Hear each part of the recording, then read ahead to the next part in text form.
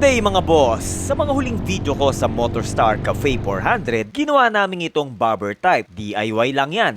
Pagkatapos ito, nabugbog at napabayaan, kaya nag-DIY paint naman ako. Pero hindi pa dyan natatapos ang pagsasaayos sa motor na to. Dahil sa video na to, sa tulong naman ng aking tatay na siya na din gagamit ng big bike na to, binigyan pa namin ito ng mas magandang modification. At eto, pinaplano pa lang namin bilhin. Swerte kami dahil binigyan kami ni Tito Froy ng pyesa na gagamitin namin.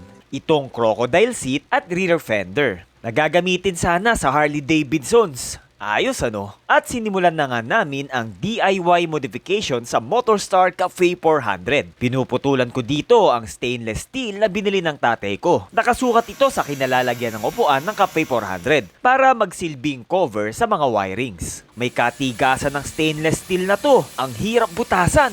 Pero okay lang, basta matibay. Isa sa dahilan ba't binubutasan yan para sa pagkakabitan ng crocodile seat. Yung crocodile seat, madali lang naman ikabit. Yung fender nga pala, binutasan ko na din para maikabit namin. Inalis na nga pala namin yung detachable na upuan sa likod. Hindi type ng tatay ko. Mukha daw lalagyan ng top box. Sa kinakabitan yan, dyan naman namin ilalagay ang fender. Ayun, mauhubaran pa ako.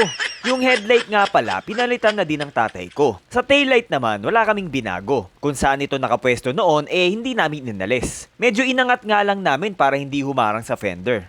Yung side mirror nga pala. Mas komportable ang tatay ko na nasa taas ng handlebar ang side mirrors kesa sa dating nakapailalim. At eto, sinubukan naming mag-ride. Pangalawang beses ko palang makaka-ride ang tatay ko. At unang beses to na kami lang dalawa. Kaya special sa akin ang ride na to.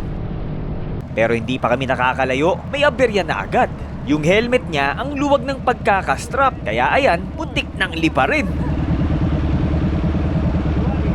At kung mapapansin nyo, dito sa KM23 Marilao, Bulacan, walang plaka itong Cafe 400. Nahulog kasi. Dito namin ikinabit ang plaka sa butas na to.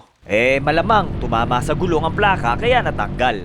Napansin ko din na may mali sa pagkakakabit ng fender. Hindi siya nakapantay sa gulong. Posibleng sumayad pa ang fender. Pero tinuloy pa din namin ang ride. Sayang naman kung hindi. Ang huling beses nga palang nakapag-ride ang tatay ko sa expressway ay yung nag-ipugaw ride pa kami. Sumubok siya sa T-Plex. Ang lakas niya magpatakbo nun. Partida may angkas pa. Pero ngayon, pansin ko mas mabagal na siya. Mas maingat na din. Lalo, mas maraming sasakyan dito sa NLEX. Ang ruta nga pala namin ngayon ay papasok kami sa Plaridel Bypass, San Rafael, Angat, San Jose del Monte, Bulacan, hanggang sa makarating sa bahay ng kapatid kong lady rider. May kahabaan din ang ruta na yan ha. At sa Plaridel Bypass, smooth ang naging ride namin. Relax lang. Maganda ang daan dito, maluwag, maganda pa ang view.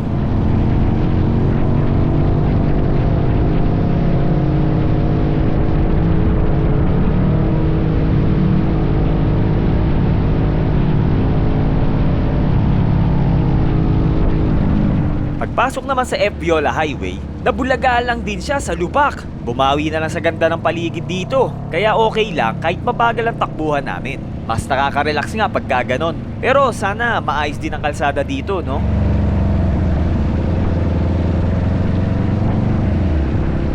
So far, smooth ang biyahe namin. Hindi gaanong ramdam ang pagod, lalo pag ganito ang makikita sa daan.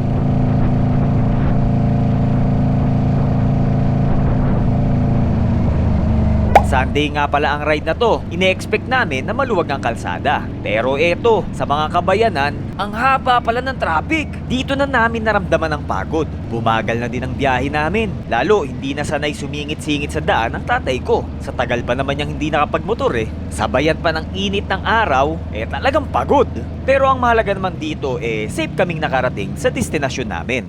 Nang makauwi na kami, inayos ko naman yung posisyon ng fender. Inilipat ko na din sa fender mismo yung taillight at signal light. Pero isang araw, dumating ang tatay ko. Umorder pala siya ng isa pang taillight. Dumating din si Tito Chris, tumulong sa pag-wiring. Maganda ang nabili ng tatay ko sakto sa fender. Ang concern ko lang dito mukhang tatama sa gulong to pagka nalubak. Kaya sabi ko sa tatay ko mag-ingat. At eto ang kinalbasan ngayon ng aming Cafe 400. Ang dumi lang galing sa ride Eto ang fender. Plastic lang ito kaya madaling butasan. Ang taillight na nabili ng tatay ko. Ito maliit na signal light pero sa totoo lang baliwala na to. Mamaya makikita nyo kung bakit. Ito ang crocodile seat. Inangat namin yung pinaka-mount nito para hindi pababa yung posisyon ng upuan. Nag-i-slide kasi ang tatay ko. Yung spring nga pala, hindi ko siya nilak sa tornilyo. Gusto ko kasi naaangat siya for convenience. Para kung sakali, madali matanggal yung mga tornilyo na to. Ito yung stainless steel na pinang-cover namin. Yung dating yellow sticker na pinagmukha ko ding crocodile skin, aba,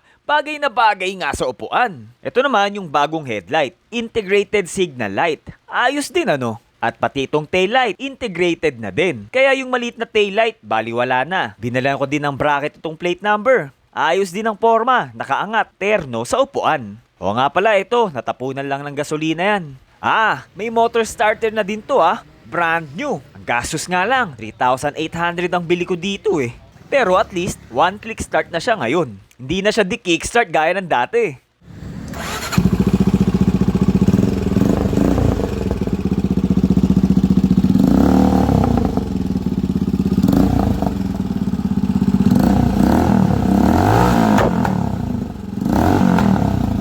Plano nga pala namin gawing dual pipe to. Mas bagay talaga kasi sa forma nito kung dalawa tambutso. At itong odometer, bala kong ibalik sa stock at bibili na lang ng hiwalay na fuel gauge. Dito kasi ang pinakahabol ko yung fuel indicator.